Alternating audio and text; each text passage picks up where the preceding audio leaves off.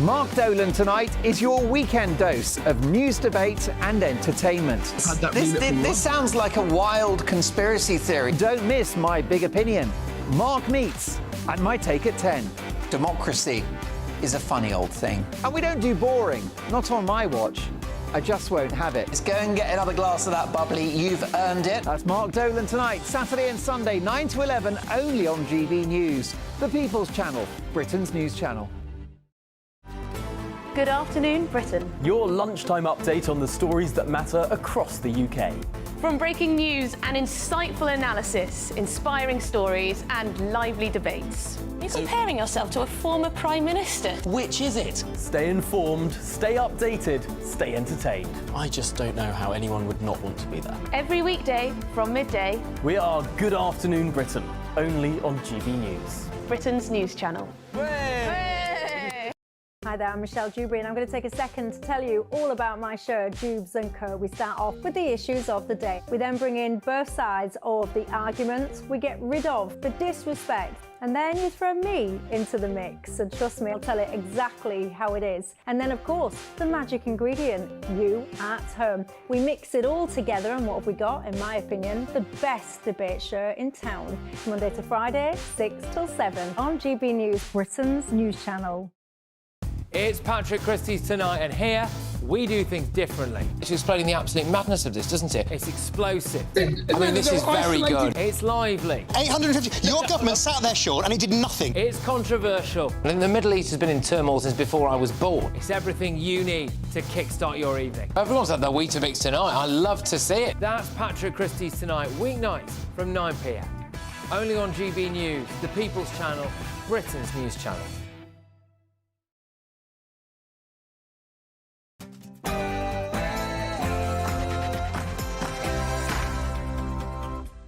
Hello there. Coming up in the Saturday Night Showdown, the BBC describe this bloke who's been convicted of rape as a woman. Sorry, a woman? Are you having me on? If that's a woman, then I'm Zaza Gabor.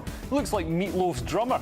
Looks like Dave Grohl if he was on those steroids that make your face go like a moon. I've never seen a woman who looks like this, and I've been to Dundee. Where are BBC Verify when you need them? And it's more money, more problems for Keir Starmer. Every day he's admitting to more sleaze. We've just heard that he received another 16 grand's worth of clobber from his millionaire backer Wahid Ali. And Labour MP Rosie Duffield has just quit in disgust. With Keir's approval rating now below Rishi's, he's about as popular as a turd in a swimming pool and sinking even faster. Labour's honeymoon period ended before they'd even got to the airport. And how is Twitter, or X, as Elon calls it now, doing under Elon Musk? He's scrapping the block function. He's allowed a platform to horrible bigots such as me, and he's been criticised for sharing conspiracy theories, or as I like to call them, spoiler alerts. And this week, there was speculation that Elon is romantically linked to Italian leader Giorgia Meloni. What a couple they would make. We've got an interview with tech expert Dom McGregor coming up. This is your Saturday Night Showdown.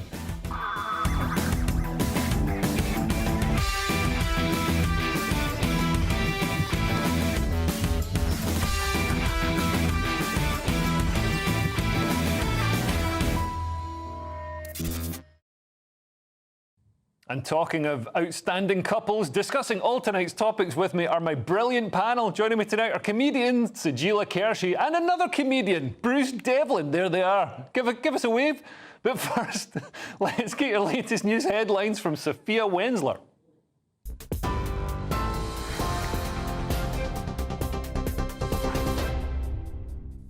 Leo, thank you. Good evening. I'm Sophia Wensler with your headlines just after 8 o'clock. David Lammy has spoken to the Lebanese Prime Minister following a series of Israeli airstrikes on Beirut. In a post on X, the Foreign Secretary said they had agreed on the need for an immediate ceasefire to bring an end to the bloodshed.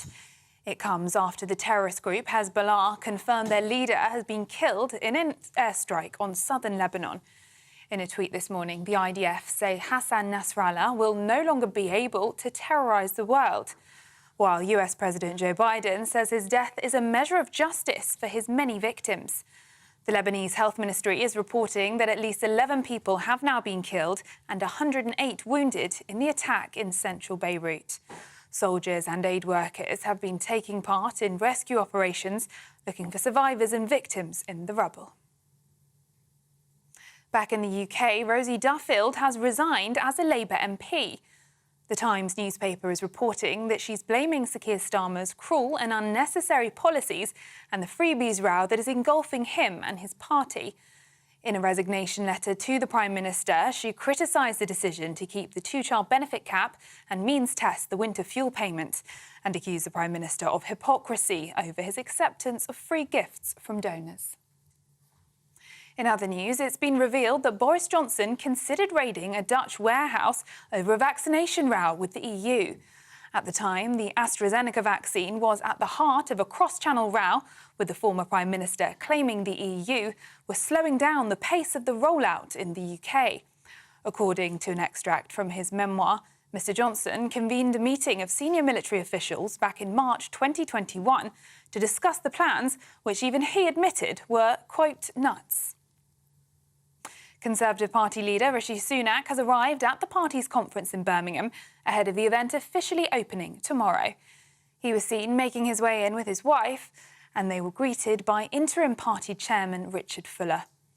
Tory leadership candidate Kemi Badenoch was also seen arriving shortly before, followed by James Cleverly, Robert Jenrick, and finally Tom Tugendhat.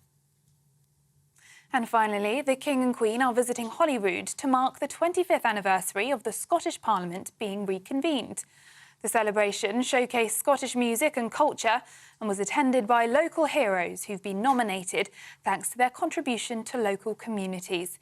His Majesty spoke of the success of the devolved Parliament. From that day until this, through its work over a quarter of a century, this place has not just thrived, but in doing so has borne witness to the enduring relationship between the Parliament, the Crown and the people of Scotland. Those are the latest GB News headlines. More in an hour.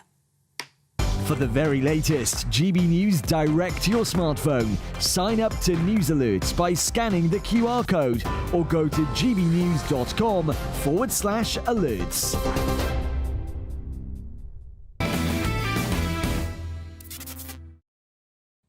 Thank you, Sophia, and hello, and welcome to the Saturday Night Showdown. Now, Sir Keir Starmer is caught in a political death spiral. It feels like every day he says he's been completely open and transparent and admitted to everything, and every day there's a new scandalous revelation. Just yesterday, Keir has admitted that Lord Ali gave him double the money for clothing compared to what Keir had previously declared. The Prime Minister previously declared £16,200 in donations to purchase togs. However, he has now doubled that with an extra £16,000 that he's just remembered about. The donations were originally declared as money for his private office, but have now been recategorised. It's not Keir's only scandal. Rumours are swirling around Keir's private life, and more revelations about dodgy donations, sleaze and Labour infighting are coming out daily. Just today, Labour MP Rosie Duffield has decided that she's had enough of the shambles and has quit the party, citing Labour's incompetence and corruption for her decision. This is not what we expected from Keir, who campaigned on a message of managerial stability and selfless public duty. With Keir's ratings now incredibly somehow lower than Rishi Sunak's, will Keir make it to the end of the year? Now, I'm joined tonight by the comedian Sajila Kershi and the comedian Bruce Devlin. And Bruce, I've got to apologise to you for slandering the people of Dundee. I didn't realise you're from Dundee. Yes, saying that the women are munters and all that kind of thing. Well, yeah, but shame. I've seen you using cutlery. You're wearing shoes. You're not at all like a Dundonian. I can speak in sentences. I'm not reeking of alcohol tonight. Not tonight. Not tonight. Other nights we're not so sure. Yeah. Sajila, what do you think about the scandals around Keir Starmer? Oh, God, it's ridiculous. So it's £32,000 altogether now. Yeah. Right.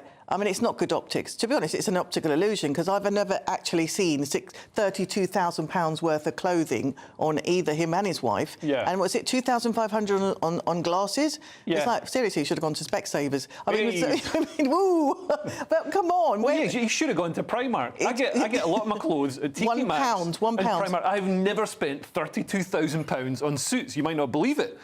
I find that hard to believe. That's a very rare fabric. This cost me £50. If Keir Starmer wants me to show him how to shop on a budget, I'm happy to do that. But the thing is, they went through Rishi because he and I mean, don't get me wrong, the one thing that did annoy me about Rishi's sartorial elegance, and indeed lack of it, was the fact that he wouldn't wear trousers that were fitted to the bottom of his legs. Right. They were always at half-mast. But they always had... That's fashion, darling. It's not fashion, Sajila. It's bad tailoring. Was that to try and fool people that he was tall? He was like, I'm oh, not sure. I can't but get the thing is, trousers. they used to go after him for wearing Prada, Theresa May for going into Hermes. What's Keir been buying? Yeah. Yeah, exactly. Let's see the receipts. Yeah. Yeah, but also, didn't he have a penthouse as well? Or used to have a penthouse. Basically... An £18 million £18 million.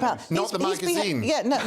But the thing is, he's behaving like a high-class cool girl whose sugar daddy happens to be Lord Ali. Well, exactly. He's all coquettish. Yeah, like, here's £1 million. Buy yourself something pretty, honey. Yeah, exactly. Keep the change. Well, talking about... you mentioned high-class call girls, because there are... Twitter has been ablaze with salacious rumours, which personally I doubt are true. I think, I think if the press were holding anything back, some people have speculated the press have been holding it back because it's not in the nation's interest to reveal anything untoward about Keir's private life. But I've never known the press to do that, to be honest. What are they saying about his private life? Because I don't know what it is. I'm not even on Twitter now. Well, neither am I. Yeah, so what are they saying? Well, they're saying that there may be other relationships, basically. Oh, you know what? I don't really care about. I don't care what people do in their private lives. Well, that's the thing. It's like I think we're kind of over the sex scandals now. But I think it does matter. I mean, I don't really care when politicians, get maybe somebody... she's getting all the clothes. I don't care when politicians have somebody spend lots of money on clothes for them, or I don't want my politicians walking around like a 1970s Labour leader in a donkey jacket and smoking rollies. I want them looking like world leaders. I want them to look smart. I don't want them to be troubled by that. So if somebody wants to buy them clothes, that's fine. The trouble with Keir is he campaigned on he was such a totem. He was so pious.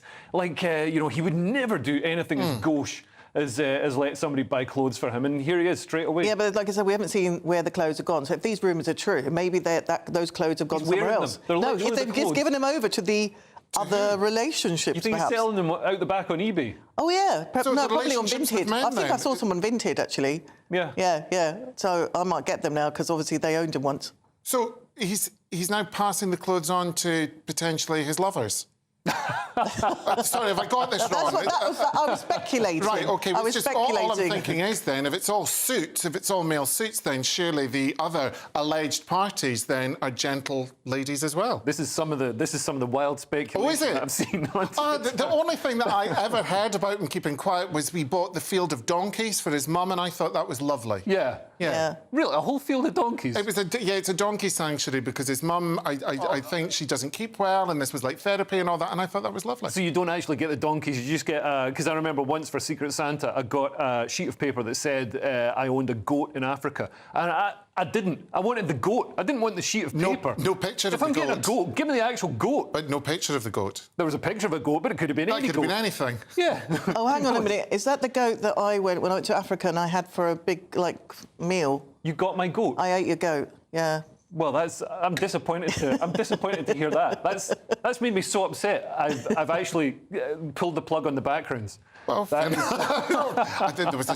a strange atmosphere in here tonight. Yeah, there is. It's a very strange vibe. I think we're haunted. Anyway, let's move on. The BBC ran this story today. A trans woman has been jailed for 6.5 years after being found guilty of rape following a night out. Now, this is a real story. We've got a picture here. According to the BBC, this is a woman. I'm not joking. The BBC described this as a woman. I mean, look at those feminine features, the big beard, the jaw, the heavy brow. This guy's got more testosterone than Hulk Hogan. We're living in an absolute clown world. The BBC are very proud of their fact-checking service, BBC Verify, which combats online misinformation. But they refer to this man, I mean, he definitely is a man, he looks like Jason Momoa after he's been at a buffet, as a woman. Can you believe this? I mean, although pretty soon we won't even be able to say that this is a man. When Keir Starmer brings through his promised disinformation laws, it'll be a crime to refer to that lump as a bloke. And Labour will no doubt want to stick criminals like this in female prisons, just as the left-wing Scottish SNP government did. Gender ideologists often say that pronouns are just about being kind and respectful, and nobody is harmed by obeying someone's self-identification. But throughout the sentencing hearing of this rapist, barristers and the judge referred to the defendant as Miss Secker and used the pronoun she for what's obviously a man. And you can imagine the impact that could have on the victim. Well, Sajila, what do you make of this? I mean, I think it's an absolute nonsense that we're still... I mean, I get that some people... I think if people put the effort in and they're not doing anything, you know, bad, then, of course, I'm perfectly happy to respect pronouns and stuff, as long as it's not complicated. I mean, it's not my transition. Why am I having to do the work in my head? Yeah. But, you know, with something like this, there's clearly a bloke. That guy's more of a bloke than me. It is. I think the problem is with the self-identification, and I think there's a way around this where it's a win-win situation. Oh, yeah. So you try him, them, they, person. She, you bitch. Yeah, she. So you can say, oh, she, but... and you don't have to say Ms, you can say the surname, right. Like Spacker, or was it Spacker? Specker. Specker. Secker. That's it. Yes, that's the one. And I'll get the name right. So, you know, forget the pronouns. Maybe you should. And then you can try him as a, you know, because he raped with his biological penis, didn't he? Yeah. Yeah. So, I mean, you can have both. You can be identifying as a woman, but at the end of the day, you're going to be tried with the thing that raped, which is male. We've seen this in Scotland as well. There was another infamous case. In fact, there's been a few cases in Scotland of a male rapist who got sent to a female prison because he transitioned during the trial. And we're seeing male criminals transition during the trial because, number one, it causes issues for the victim. It causes more upset for the victim. But number two, they get treated better. They get sent to a female prison. If they don't get sent to a female prison, then sometimes they're sent to a sort of in between place. But they're not placed in with male inmates, which But I think you're referring to Isla Bryson. That's the one, Isla Bryson. Was she not placed in segregation in the women's? Not that I'm saying that any of it's right, by the way. I'm not. And as you say, a very handsome woman there.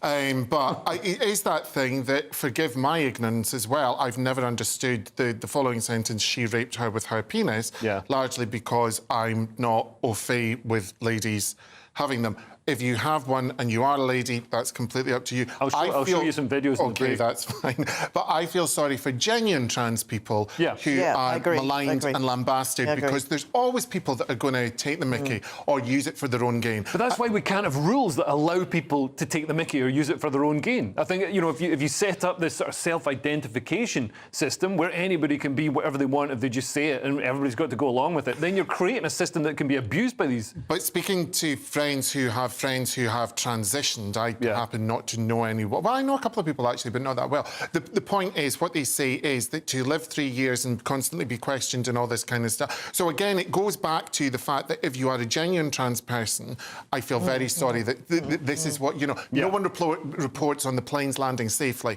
It's always the big kind of blow-ups. And then let's face it, before all the gender war nonsense started, we know many trans people living in the comedy community. Yeah. And it was never an issue. It's never been like, what bathroom do they use? We don't care. Yeah. It was never an issue. I think it's because it's been made such a hoo-ha. My God, the bathrooms backstage in any comedy club are a disgrace. You just shouldn't use them at all. It doesn't matter who they're aimed at. Seriously, they're honking.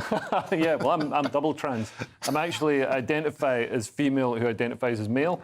So I get twice as much Arts Council funding. Well, moving on, the two Just Stop Oil protesters who threw soup over Van Gogh's classic Sunflowers painting are swapping soup for porridge. Phoebe and Anna, the two trust fund soup throwers, were jailed for 2 years and 20 months, respectively. Just Stop Oil also repeated the stunt in protest against the jailings. 3 activists, all of whom look like they smell, threw more soup over the classic paintings yesterday.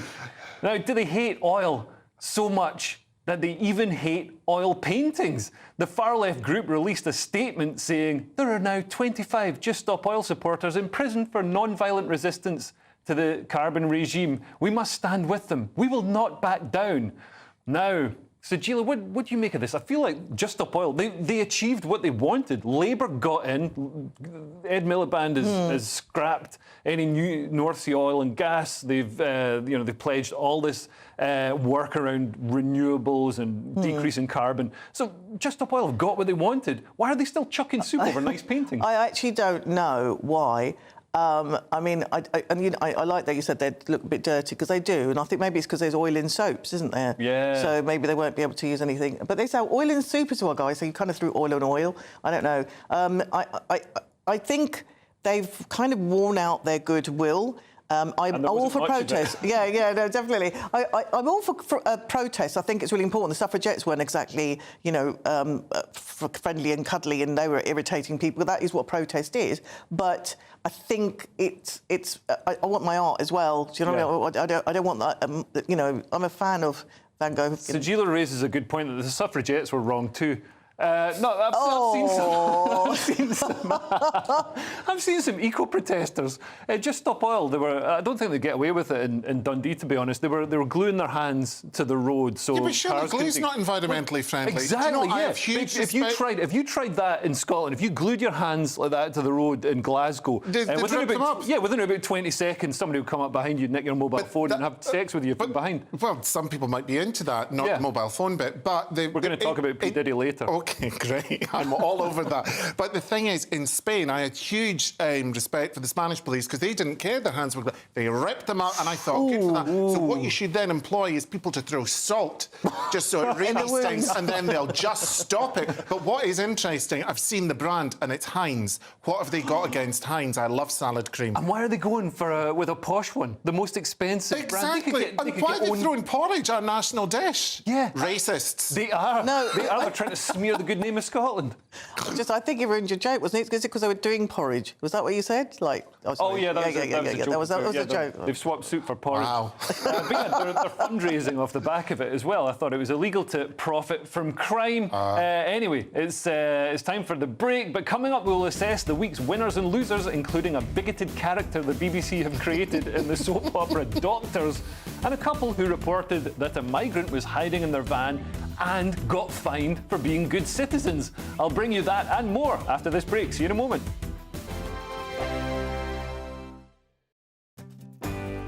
I'm Stephen Dixon, and thanks for joining us on GB News, Britain's news channel.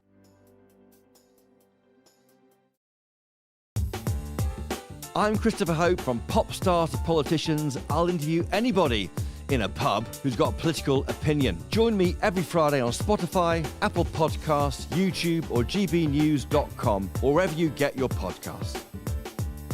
This is GB News, the People's Channel.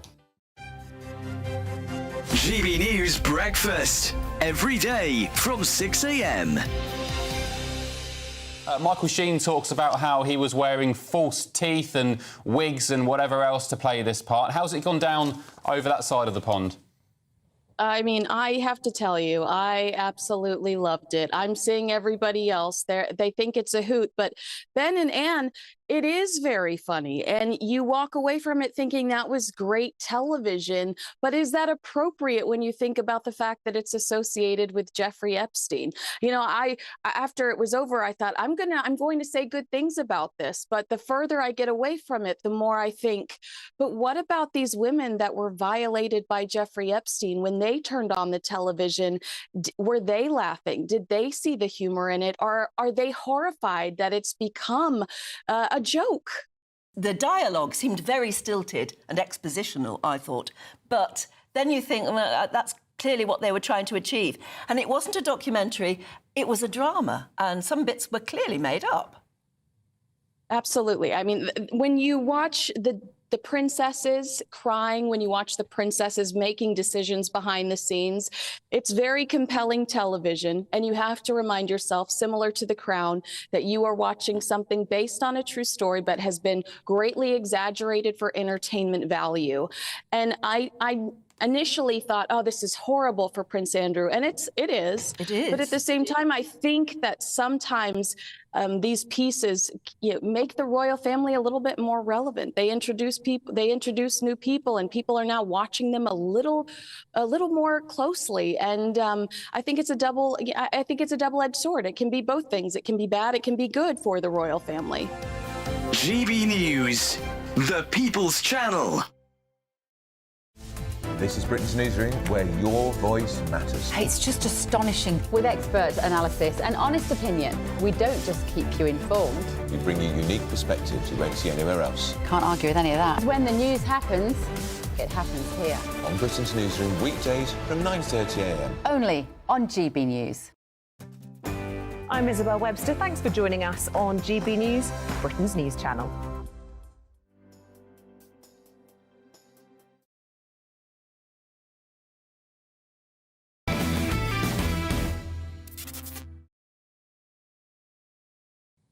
Welcome back to the Saturday Night Showdown. It's now time to go through the winners and losers of the week. The BBC soap opera Doctors introduced a bigoted character to their show to try and show audiences how unpleasant these bigots are. I actually quite like him. Let's take a look at the clip where the scriptwriters are clearly trying to show fans of doctors why they should use people's pronouns.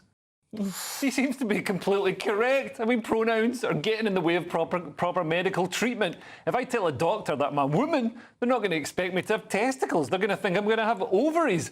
This isn't entertainment. It's political activism, and it's really clunky political activism. I'm talking about doctors, of course, not this show. Now, I mean, what do you make of this?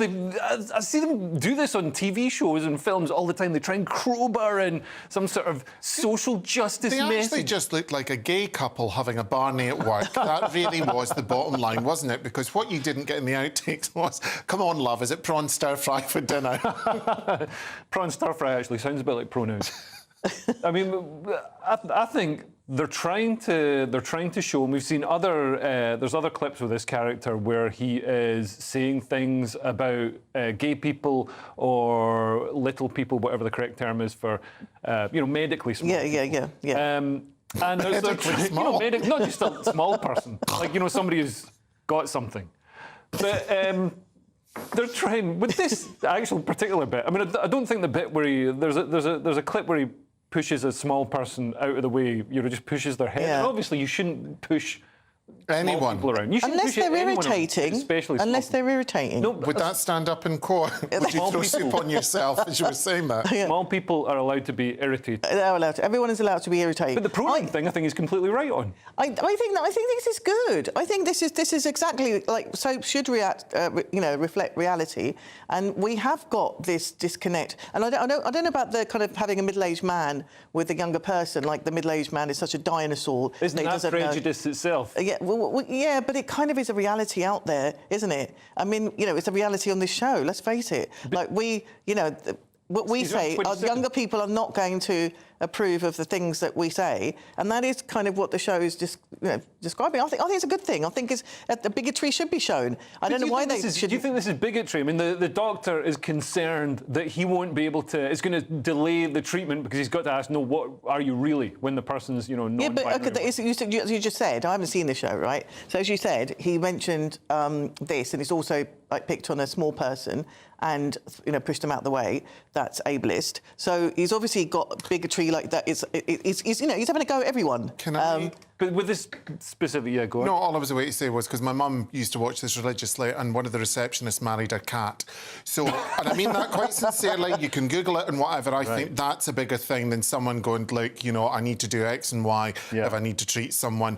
A lot of people feel that way. Again, a woman married her cat. Yeah. I'm just going to leave that hanging. But that's also reality. Some people in America. I feel that a lot of women have married their cat, to be honest. Where? Like, they've given up on men and they've decided to have the cat as the companion. And you know what? They're voting for Kamala Harris. Now, moving on, speaking of Kamala Harris, remember the second assassination attempt on Donald Trump? It's been completely memory-holed by the media, but the authorities have released a letter written by the second attempted assassin, Ryan Ruth. In it, he says This was an assassination attempt on Donald Trump, but I am so sorry I failed you. I tried my best and gave it all the gumption I could muster. It is now up to you to finish the job, and I will offer $150,000 to whomever can complete the job. That's what's written in the letter by alleged gunman Ryan Wesley Ruth in the newly published note. Although before you holster up, I should point out that I doubt he'll be able to wire you the money from prison. Also, despite the political violence, political violence is bad. But what's interesting is that this letter or manifesto was released. Remember the transgender shooter Audrey Hale who killed children at a Christian school in Nashville? That manifesto wasn't released because it inconveniently went against the establishment narrative of trans people being eternal victims and gender ideology being a wonderful ideology that radiates kindness and tolerance. But the authorities said they didn't want to release that manifesto because it might spawn copycat killings. But they released the Trump Shooters Manifesto with a cash incentive to finish the job. Are they trying to get Trump killed? Well, who had the note? Where was the note found? I'm not sure, actually. And is it legal to offer people in a note money to kill someone? No, that's very criminal, but he's already going to jail, so maybe he doesn't care anymore. Yeah, it's probably a last hurrah, isn't it? Yeah, but I'm surprised they broadcast it like that, because there's going to be some people out there who think, you know, it's like exactly. They can win that lottery. I know, but the thing is, if it begs the question, if he had £150,000 spare, why didn't he just hire someone to do it in the first place? For him, and he wouldn't end up in prison now, would he? And he would have probably got it done. Now, there was an incredible story in The Telegraph this week of a British couple who tried to do the right thing and were punished by the authorities for doing so. BBC antiques dealer Jane Cave and her husband Ed Masters were returning from an antiques hunting expedition in France when they discovered an illegal immigrant hiding in their van. Mr. Masters reported the incident to the police himself and cooperated fully, but the UK Border Force still fined them £3,000 for unknowingly smuggling a migrant into the country. Mr. Masters was told that he should have informed the border authorities in France that there was an earlier attempt to get inside his van. But French authorities had searched the van apparently and failed to locate the illegal stowaway when they inspected the vehicle. The Telegraph report that in the weeks following the incident, Mr. Masters faced increased scrutiny from UK Border Force. He said he was detained 4 times at different airports, while his wife, who suffers from a rare neurological condition which makes travelling difficult, was left to carry heavy baggage on her own. Mr. Masters made the point that if I had just dropped him in a lay-by and not notified them, we would be £3,000 better off. It's utter madness. Now, I feel like Border Force always target the wrong people. Anytime I see, you know, people being deported, it's always like a 75-year-old guy from Jamaica who's been here for like 40 years, or it's, you know, people working in a nail salon. Nobody's worried about, you know, Vietnamese women. It's terrorists and stuff like that we... It is. You've got to feel for this couple because, I mean, they were trying to do the right thing. Yeah. Like doing the law-abiding citizen thing. And actually, you know, talking about copycats, like people. So people are watching this, like, news story. They're going to be thinking, well, you know, I've got someone who just jumped in my van. I'll just keep stum about that because I don't want to lose 3,000 quid. And you know, I'm just saying there might be some copycat crimes actually committed after this. It's like that saying. It's like that saying. There's no situation that can't be made worse by getting the police involved. I'm not familiar with that, but I'm going to write that down. What I'm worried about is, can you imagine on the Antiques Roadshow if someone brings a grandfather clock out and Fiona Bruce gets the surprise of her life when someone comes out of the clock? An actual grandfather. You've given another idea there. Listen, I can't help it. You know, I'm busy. Well, next on the Saturday Night Showdown, Elon Musk is facing a backlash after announcing that the block button on Twitter or X will no longer prevent people from viewing posts. I'll be joined by the co-founder of the social chain, Dom McGregor, after the break to talk about it. See you then. Good evening. Welcome to your GB News weather update from the Met Office. Looking ahead to Sunday, it's going to be dry in the east, wet and windy in the west, with heavy spells of rain and strong winds. So we've had a ridge of higher pressure over us through today and through this evening, so that's giving some settled conditions. But this is the area of low pressure waiting out in the wings for Sunday. But back to this evening, many places seeing a dry night tonight with clear spells. We'll still see a few showers around, especially across northwestern England and across Scotland as well. But on the whole, we'll see some clear skies and that will allow temperatures to fall. So we may see a touch of frost, but also some mist and fog patches to start Sunday morning. But it will be a chilly start out there for some of us, especially across parts of Scotland, where we'll see a touch of frost in the sheltered glens. But still, across Orkney, we have got some longer spells of rain here and a few showers further towards the west. Across Northern Ireland, cloudier skies in association with that area of low pressure, but further to the east you go, drier here with plenty of bright or hazy sunshine to start Sunday morning. But it's going to be a different feel further towards the west. We've got stronger winds and we have got a Met Office wind warning in force through Sunday with gusts 50 to 60 miles per hour, as well as some heavy outbreaks of rain. But further the east you are, that's where we'll hold on to the best of the sunshine, perhaps just some milky skies out there, feeling pleasant in the sunshine up to 14 degrees in the north and slightly milder further towards the south. But unsettled for many of us on Monday. We also have a rain warning in force for southern parts of England and Wales, so expect some difficult driving conditions and further flooding. Unsettled as well across Northern Ireland and Scotland throughout much of Monday, but turning drier as we head into Tuesday and Wednesday with temperatures up to 18 degrees. Bye-bye. Are the newspapers getting you down? My wife didn't divorce me that month. Struggling to separate the wheat from the chaff? I know that it's a bit of a circus at the best of times. Well, don't worry, Headliners has got you covered. We'll take the burden of reading the day's news, and if we get depressed, who cares? It's an occupational hazard, frankly. That's Headliners on GB News from 11 p.m. till midnight, and the following morning, 5 till 6 a.m. on GB News, the comedy channel. Nah, just kidding. Britain's news channel. Hi there, I'm Michelle Dewberry, and I'm going to take a second to tell you all about my show, Jubes & Co. We start off with the issues of the day. We then bring in both sides of the arguments. We get rid of the disrespect. And then you throw me into the mix. And trust me, I'll tell it exactly how it is. And then, of course, the magic ingredient, you at home. We mix it all together, and what have we got? In my opinion, the best debate show in town. Monday to Friday, 6 till 7 on GB News, Britain's news channel.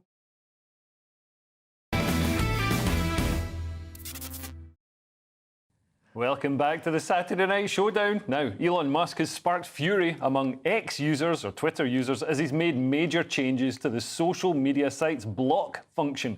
From now on, users you block won't be able to engage with you, but they will still be able to see your public posts. Musk said the change was long overdue and that the previous function made no sense. Folks such as Zuby have criticised this decision, saying it's a bad idea, going on to say there are many reasons somebody may not want certain individuals from easily seeing all their public posts. Well, to discuss this further, I'm now joined by the co-founder of the social chain. It's Dom McGregor. Dom, welcome to the show. Thanks for having me. And what were the benefits of this decision to do away with the block function on Twitter that Musk is saying? I think his argument is obviously to try and create a place where you've got free speech and people are free to do what they want, and there's no way of kind of holding back individuals from seeing posts. You know, for example, I think we've all seen a lot of politicians blocking people on social media over the last couple of weeks. So I think it's for that reason mainly to encourage a platform which promotes free speech. But do you think he's taking the free speech philosophy too far? Because, you know, there are good reasons that people might want to block, for example, an abusive ex-partner. Not speaking from my own experience there, but, you know, there are good reasons, safety reasons, that people might want to block someone. And other social media platforms allow you to completely block someone. Yeah, I think it's taken the free speech element too far. I think it's a bit of a wolf in sheep clothing, to be honest. And exactly to your point, it's safety first. You know, people don't block people because they don't like what they say all the time. It's definitely for other reasons, including personal safety. You know, we've seen the explosion of baby reindeer and that the stalking aspect that has and comes from platforms like social media. So being able to hide specific people from your posts for good reasons makes a platform, in my mind, much better. And when you're factoring in that X costs a lot of money to run every single year, I'm sure advertisers will vote and see that the platform is becoming a place where actually people might not actually want to use it as much. And it's interesting you mentioned advertising there, because, you know, Musk has made a series of rash decisions. Some of them are great and, you know, make Twitter or X more entertaining. But some, such as this, have been controversial, and, you know, this could lead to an exodus of users. Do you think it'll do more damage to Twitter? Yeah, I think this one potentially does. People don't want to be on a platform where people that are stalking them or abusing them can actually access them. So I think that this is probably a step too far. I do think some of the changes he's made are positive. You know, usage is up and there's more people contributing to the platform than ever before. But as we've seen, advertisers have pulled out of it because of hate speech. And I think this is actually a step too far when it comes to actually individuals on the platform themselves wanting to use it. If people can find what they're posting, where they are, what they're doing, I think it's a bit of a jump from the freedom of speech he tried to create when he took over the platform.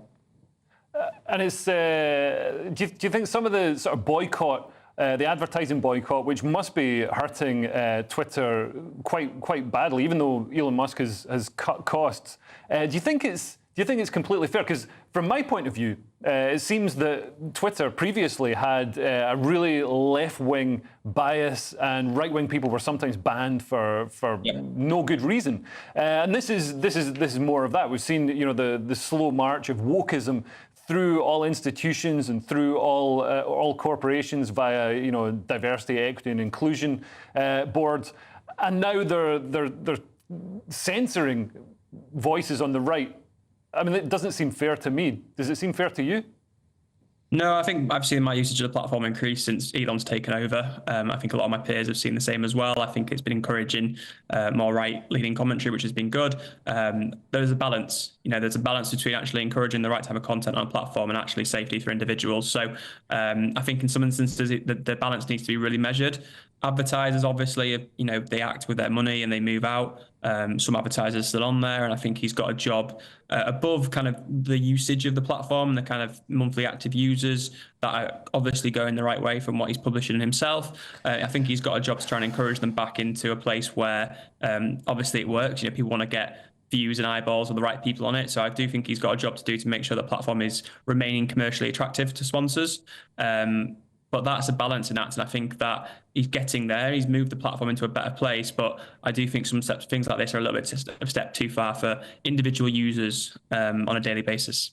But I mean, it seems politically motivated. The stifling of advertising, which is apparently advertising revenue is down around 80% at Twitter or X, and it seems unfair because right-wing people have got more money because obviously they're smarter and work harder, and they spend more money. So advertisers, I mean, I personally buy a brand new Audi every week.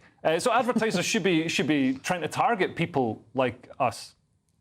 Yeah, and I think a lot of advertisers adhere to a bit of virtual signaling, to be honest. So they kind of look what other brands are doing and think, oh my God, we should probably copy what they're doing. So I think they are kind of influenced by their peers rather than kind of sometimes thinking in their own kind of initiative. Actually, as you said there, the demographics of Twitter actually are in some instances an advertiser's dream. So as you see what happens there, if the money moves to somewhere like Facebook or to something like Instagram, then the cost per click gets higher and it'll cost more for advertisers to reach people. So eventually what will happen is actually they'll start testing X again because the cost per click and the reach will be cheaper. Yeah. So money often moves. We see this happen in the advertising space. You know, one platform outperforms another. So if X actually ends up kind of commercially performing for brands, they'll quickly come back, and ultimately it'll be the growth of the bottom line that will be what brands choose to do.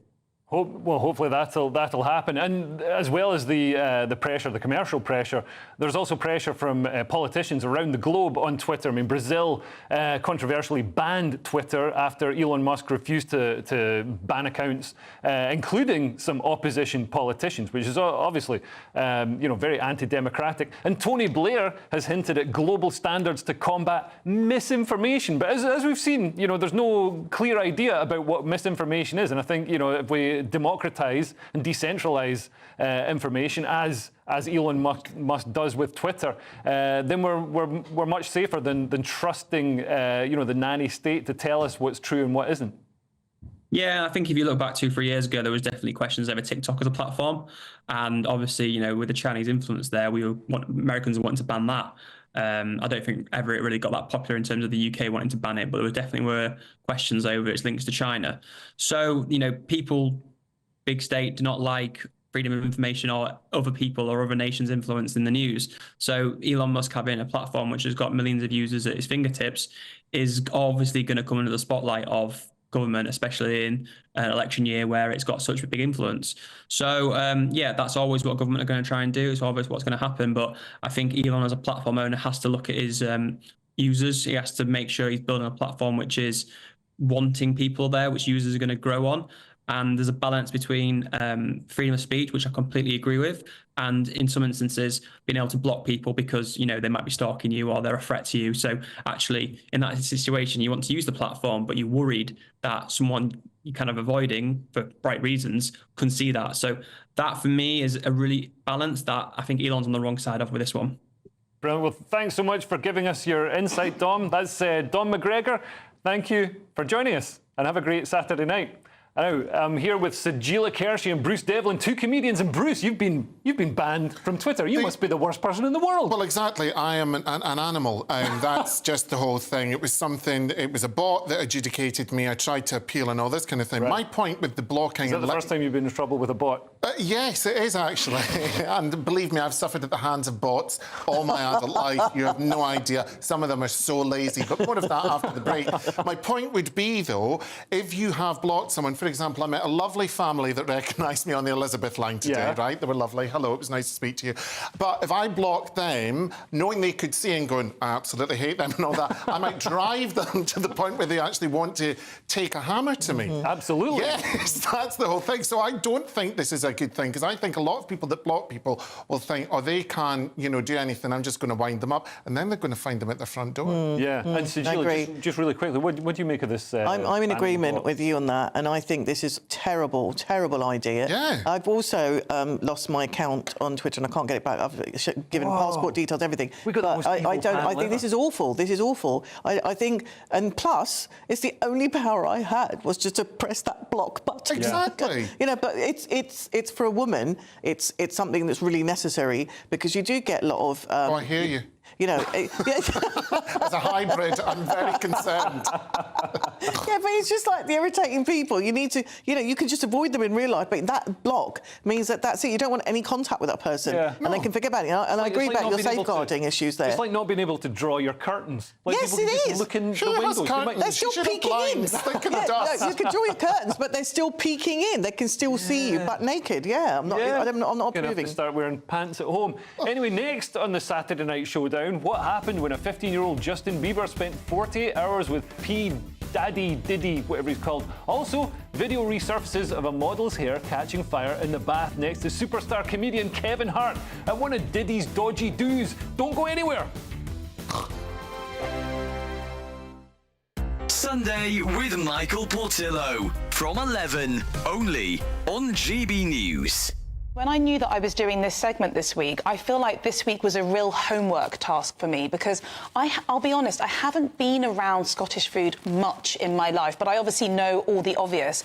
And I thought I'd bring in a selection of some of, I guess, the quintessential culinary delights of the North. I mean, we have in front of us haggis. I think we should begin with some haggis. So, Michael, I've never eaten haggis before. This is going to be the first time. Well, have you eaten anything like haggis before? Have you eaten anything that is made from the intestines of an animal? I mean, I've had things like chopped liver and, a bit of offal here and there. Well, there we are. I mean, I got a great surprise. I was holding when I was in government, I was holding a great party in Scotland, and I had a lot of Spanish visitors, and I was offering them haggis, and I thought that they would be astonished by haggis and maybe repelled. But when they ate it, they said, oh, no, this is morcilla. So, there is an equivalent in Spain. Absolutely. So if I recall, and you've probably been mugging it up, which I have not, but haggis is made within the stomach of a sheep. Yes. And you take the heart and the lungs and some other part of the sheep and you mash it up. With onions, oatmeal, suet. Yes. And it's stuffed into the sheep's stomach. But a lot of the haggis you get these days, especially the slightly cheaper varieties in supermarkets, it's usually an artificial casing. Oh. You know what? This is actually quite nice. I think it's absolutely heavenly. And it's very savoury. To me, it's two things. Yes, to me, it's two things. It's both the taste and the texture. You quite rightly refer to the oatmeal going in there. So it's got this crunchy, granular sort of texture. Marvellous. GB News, the People's Channel. Mark Dolan tonight is your weekend dose of news, debate and entertainment. This sounds like a wild conspiracy theory. Don't miss My Big Opinion. Mark Meets, and my take at 10. Democracy is a funny old thing. And we don't do boring, not on my watch. I just won't have it. Let's go and get another glass of that bubbly. You've earned it. That's Mark Dolan tonight, Saturday and Sunday, 9 to 11, only on GB News, the People's Channel, Britain's news channel. Good afternoon, Britain. Your lunchtime update on the stories that matter across the UK. From breaking news and insightful analysis, inspiring stories and lively debates. You're comparing yourself to a former Prime Minister. Which is it? Stay informed, stay updated, stay entertained. I just don't know how anyone would not want to be there. Every weekday from midday. We are Good Afternoon Britain, only on GB News. Britain's news channel.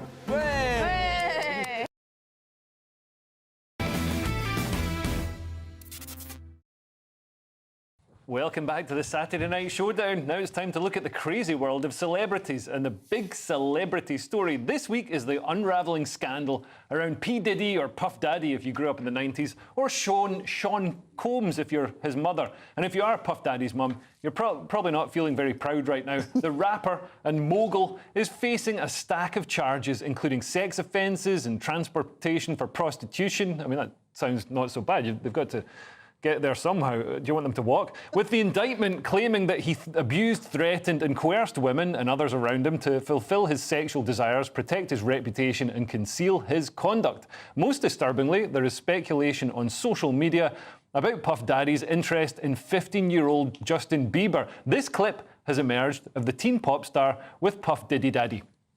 Justin, you ever seen the movie 48 Hours? Right now, he's having 48 hours with Diddy, him and his boy. They're having the times of their lives, like you know, where we hanging out and what we doing. We can't really disclose, but it's definitely a 15-year-old's dream. A 15-year-old's dream? I'm not sure about that. There is now huge pressure on Justin Bieber as a result of all this speculation, and there are concerns that he could do the worst thing possible and release another song. Now, this seems very sinister, Bruce. I think it's what is just horrendous is the fact that it is allegedly, you know, it's, I don't want to say it's sex with a minor, but potentially it could be sex with a minor. And that's just not right. I mean, there is something, it's very Michael Jackson-esque, dare I say, for a 15-year-old to be with a 40-year-old man for reasons that they can't disclose. And we can joke. And of course, Michael Jackson, completely innocent man. Absolutely, yes. Oh, never found guilty. Allegedly. Just like Jimmy Savile. Allegedly. But it's so unsavoury, it's so disgusting. That's the thing, because you do jump to that conclusion. And there's a woman on Instagram called Jaguar Wright. And she has some very insightful, at least I believe insightful, interesting insights into this. It's a huge, huge thing. And a lot of people are saying that all this, all the shenanigans, because I mean these freak-offs that P. Diddy had involved celebrities and politicians and all the rest of it, and it was all happening in plain sight. And how could he get away with it? How could he be filmed with Justin Bieber when he's, you know, clearly there's some sort of what are we suggesting here? Because he's with a 15-year-old. P. Daddy is now PD. Is that what he's called? P. Diddy. P. Diddy. Is that not a warning sign right there? But the thing is, we've been hearing a different kind of guys with Weinstein, and you know, no lessons have been learnt from that. You had the whole Me Too movement and all that. But I mean, if everything is to be believed, this is abhorrent, and a lot of people are going to lose everything, and rightfully so, by the way, if they've been doing stuff that's like, you know, no sympathy. But it just, I do not understand it. No, you're absolutely right. And celebrities linked to Puff Daddy have reportedly been panicking and deleting social media accounts. That's not why these two aren't on Twitter anymore. Pink, Usher and Megan Fox have allegedly deleted social media accounts, although Pink has denied it. And clips from Keeping Up with the Kardashians have resurfaced showing Khloe and Kourtney Kardashian talking about Puff Diddy Daddy's parties where the alleged sexual crimes happened. And this rather unfortunate clip of superstar comedian Kevin Hart came out. You know, once everybody gives out, you know, just me and this is my thing. I'm used to this type of thing. You know, doing what I do best. Did the camera catch that? Cut the camera! I mean, I shouldn't laugh, but... I've had first-hand experience of that in the stand in Newcastle. A girl's extensions just went up. But it's interesting, going back to what you were saying about P. Diddley I, do, or whatever. I've seen Kevin Hart have a conversation with Mark Wahlberg and then be interviewed by Kelly Clarkson, and they were about to go down a road that I think was to do with the alleged discussion that we had, and he told them to be quiet. So Kevin Hart actually stomped out that discussion. And the Daily Mail reported this week that it's not just celebrities caught up in the Diddy diddling disgrace. Sean, Diddy Combs' former bodyguard, revealed the disgraced rap mogul kept tapes of politicians taking part in infamous freak-off sessions and has claimed his arrest is tied to an alleged corruption scandal currently gripping New York politics. Do you think that was Bernie Sanders in the mittens? Possibly. We're going to have to unfortunately leave it there before we can speculate any more wildly. Allegedly. And let's have a little word with Mark Dolan to find out what's on his show tonight. You listen, I'll make it quick because I've got a P. Diddy party to get to for midnight. I know you're on the list, Leo. Listen, let me tell you, more trans madness at 9 o'clock. A male rapist, was referred to as she throughout a trial. I'll be tackling that in my big opinion. And like a stubborn case of chlamydia, he's back. Philip Schofield on TV. Is it right? I'll be tackling that issue in my take at 10. Lots to get through. We're live at 9. Sounds amazing. Philip Schofield is back. Maybe there's hope for Hugh Edwards after all. One of these parties. Honking of baby oil. 1,000 bottles. But Costco say that you can't buy... Costco say you can't buy that amount of baby oil. Really? Well, he must have stockpiled it. Anyway, thanks to my brilliant panel tonight. It was Sajila Kershi and Bruce Devlin, and we'll see you again next week. And don't forget, headliners as well tonight, 11 p.m. I'm on tonight. See you then. Goodbye. Looks like things are heating up. Boxed boilers, sponsors of weather on GB News. Good evening. Welcome to your GB News weather update from the Met Office. Looking ahead to Sunday, it's going to be dry in the east, wet and windy in the west, with heavy spells of rain and strong winds. So we've had a ridge of higher pressure over us through today and through this evening, so that's giving some settled conditions. But this is the area of low pressure waiting out in the wings for Sunday. But back to this evening, many places seeing a dry night tonight with clear spells. We'll still see a few showers around, especially across northwestern England and across Scotland as well. But on the whole, we'll see some clear skies, and that will allow temperatures to fall. So we may see a touch of frost, but also some mist and fog patches to start Sunday morning. But it will be a chilly start out there for some of us, especially across parts of Scotland, where we'll see a touch of frost in the sheltered glens. But still, across Orkney, we have got some longer spells of rain here and a few showers further towards the west. Across Northern Ireland, cloudier skies in association with that area of low pressure. But further to the east you go, drier here with plenty of bright or hazy sunshine to start Sunday morning. But it's going to be a different feel further towards the west. We've got stronger winds, and we have got a Met Office wind warning in force through Sunday with gusts 50 to 60 miles per hour, as well as some heavy outbreaks of rain. But further the east you are, that's where we'll hold on to the best of the sunshine, perhaps just some milky skies out there, feeling pleasant in the sunshine, up to 14 degrees in the north and slightly milder further towards the south. But unsettled for many of us on Monday. We also have a rain warning in force for southern parts of England and Wales, so expect some difficult driving conditions and further flooding. Unsettled as well across Northern Ireland and Scotland throughout much of Monday, but turning drier as we head into Tuesday and Wednesday with temperatures up to 18 degrees. Bye-bye. A brighter outlook with Box Solar, sponsors of weather on GB News.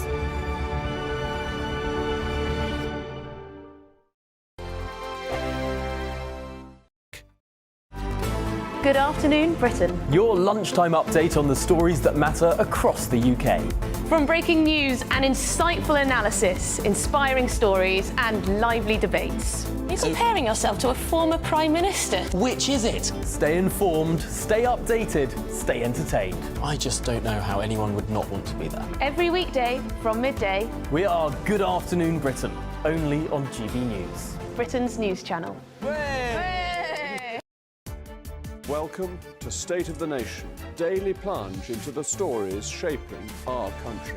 I'm Jacob Rees-Mogg, and Monday to Thursday we bring you the insights, the facts, the truth about how our country is being governed. Because what happens in Downing Street matters down your street. Tune in to State of the Nation every Monday to Thursday, 8 to 9 o'clock. Only on GB News, the People's Channel, Britain's news channel. Join me, Camilla Tominey, for a frank and honest discussion with those in power that cuts through the spin and gets to the heart of the issues shaping our nation. You haven't confirmed that you want to stand as leader, but you haven't ruled it out either. This report basically says that he's not fit to stand trial. Is he indecisive? Incompetent? I deliver the dose of reality Westminster needs. That's the Camilla Tominey Show at 9:30 every Sunday on GB News. The People's Channel, Britain's news channel. Hi there, I'm Michelle Dewberry, and I'm going to take a second to tell you all about my show, Jubes & Co. We start off with the issues of the day. We then bring in both sides of the arguments. We get rid of the disrespect, and then you throw me into the mix. And trust me, I'll tell it exactly how it is. And then, of course, the magic ingredient, you at home. We mix it all together, and what have we got? In my opinion, the best debate show in town. Monday to Friday, 6 till 7 on GB News, Britain's news channel.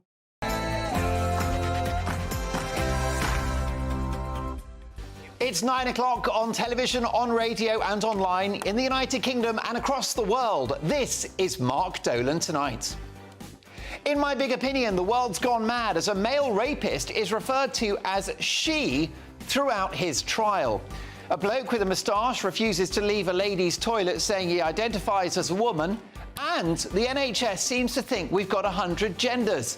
I'll be outlining why this madness has got to stop before someone gets hurt. Developing tonight, the Conservatives are expected to sensationally bring forward the result of their leadership contest in order to provide opposition to the budget in October. We may now be days away from a new Tory leader. But who's good enough to take on Starmer and Farage? I'll be asking the former deputy chairman of the party in just a few minutes.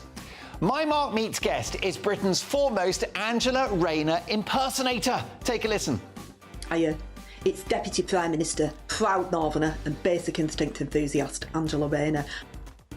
Well, in a Mark Dolan Tonight exclusive, this very secretive comedian has broken the internet with her hilarious videos, and she'll be live on the show before 10. You won't want to miss it. And in an hour's time, in my take at 10, TV fraud Philip Schofield makes a comeback after an inappropriate relationship with a far younger colleague. Do these people know no shame? Philip Schofield gets the take at 10 treatment, and you won't want to miss it.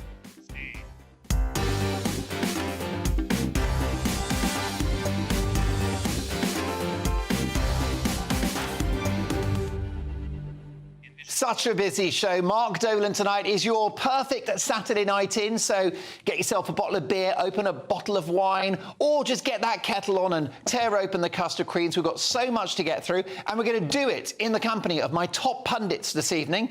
Historian and broadcaster David Oldroyd-Bolt, journalist and communications advisor Linda Jubilee, and broadcaster and TV personality Precious Muir. Now, this show has a golden rule. We don't do boring, not on my watch. I just won't have it. At 10 o'clock, I'll be dealing with Philip Schofield. But next up, a dangerous ideology is making women unsafe. I'll be telling you how we stop it straight after the headlines and Sophia Wensler.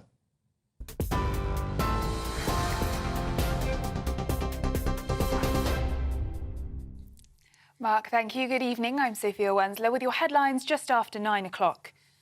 David Lammy has spoken to the Lebanese Prime Minister following a series of Israeli airstrikes on Beirut. In a post on X, the Foreign Secretary said they had agreed on the need for an immediate ceasefire to bring an end to the bloodshed. It comes after the terrorist group Hezbollah confirmed their leader has been killed in an airstrike on southern Lebanon. In a tweet this morning, the IDF say Hassan Nasrallah will no longer be able to terrorise the world, while US President Joe Biden says his death is a measure of justice for his many victims. The Lebanese Health Ministry is reporting that at least 11 people have now been killed and 108 wounded in the attack on central Beirut. Soldiers and aid workers have been taking part in rescue operations looking for survivors and victims in the rubble. Now, back in the UK, Rosie Duffield has resigned as a Labour MP. The Times newspaper is reporting that she's blaming Sir Keir Starmer's cruel and unnecessary policies and the freebies row that is engulfing him and his party. In a resignation letter to the Prime Minister, she criticised the decision to keep the two-child benefit cap and means test the winter fuel payment, and accused the Prime Minister of hypocrisy over his acceptance of free gifts from donors.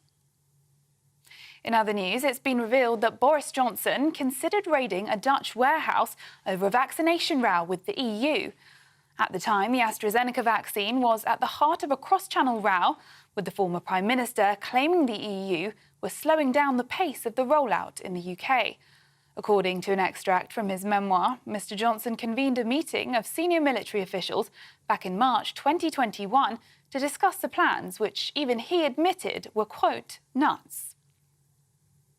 Conservative Party leader Rishi Sunak has arrived at the party's conference in Birmingham ahead of the event officially opening tomorrow. He was seen making his way in with his wife, and they were greeted by interim party chairman Richard Fuller. Tory leadership candidate Kemi Badenoch was also seen arriving shortly before, followed by James Cleverly, Robert Jenrick and finally Tom Tugendhat. The King and Queen have visited Holyrood to mark the 25th anniversary of the Scottish Parliament being reconvened. The celebration showcased Scottish music and culture and was attended by local heroes who've been nominated thanks to their contribution to local communities. And finally, 3 people have been charged with criminal damage after soup was thrown at 2 Van Gogh paintings in the National Gallery on Friday. 3 Just Up All activists targeted the artwork just an hour after 2 other activists were jailed for a similar protest back in 2022. Stephen Simpson, Philippa Green and Mary Somerville will appear at Westminster Magistrates Court on Monday. Those are the latest GB News headlines. Now it's back to Mark. For the very latest GB News direct to your smartphone, sign up to News Alerts by scanning the QR code or go to gbnews.com/alerts.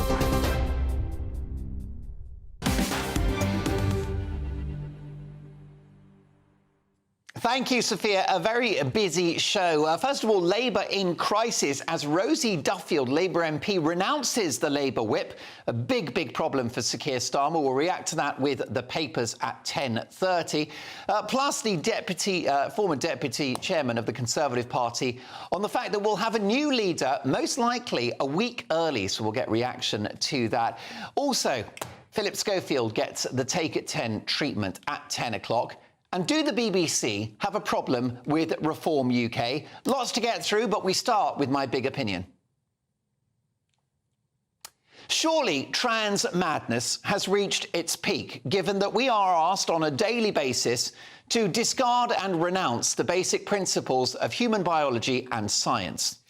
The hellish and nonsensical mantra that men are women and that women are men is wearing thinner than Elton John's hairline. So, what's the crazy story that will finally end this insane ideology and wake everyone up? A male double rapist who identifies as female, imprisoned in a women's jail? Well, that was Isla Bryson, real name Adam Grant. Amazingly, that story didn't end the madness. In fact, Adam Graham is now suing the prison authorities for misgendering him/her. You couldn't make it up. Perhaps biological males smashing women in professional sport, breaking all records, or even taking the top prize in female beauty contests will see an end to this mad stuff. Or female boxers being obliterated in the ring, as we saw at the Olympics in Paris this year. Nope. The insanity prevails. In fact, the British legal and political establishment, now suffused with wokery seemingly to the point of no return, has been flirting with the idea of making misgendering someone illegal. That means that if you or I called someone with a penis and testicles a man, that's right, if we called someone that's got a willy a man and they identified as a woman, we could go to jail. So we could go to jail for saying something which is actually the case. But it goes on. Just this week, a mustachioed man refused to leave a nightclub's female lavatory because, yes, you guessed it, he identifies as